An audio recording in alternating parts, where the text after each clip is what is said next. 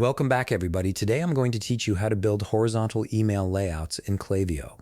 This is a fantastic skill to have because horizontal layouts can make your emails look more professional and organized, helping you present multiple pieces of content side by side in a visually appealing way. If you want to streamline your workflow and save money on subscriptions, check out the link in my description.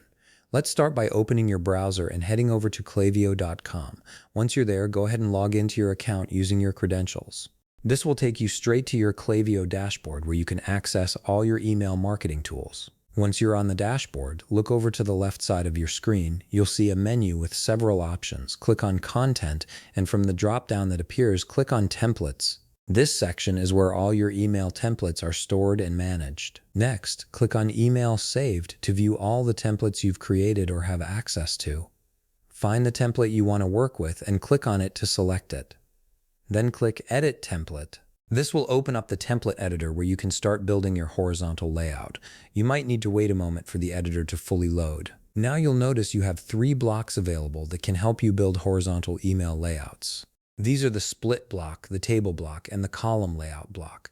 Each one offers different ways to organize your content horizontally, so let's go through them one by one. First, on the left side of the editor, locate the split block and drag it into your email template. This block is great for creating a simple 2-column layout. Once you've added it, you'll see options on the left side where you can choose what type of content you want in each column. You can select text, image, or HTML for both the first column and the second column.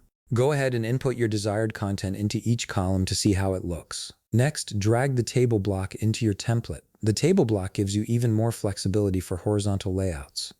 On the left side, you can choose what the cell content should be, whether it's text, image, or HTML. Input your content into the cells as needed. Then click on Styles to access more customization options. Here you can add more columns to your table, allowing you to create a multi-column layout that fits your design vision. The third option is using the column layout block.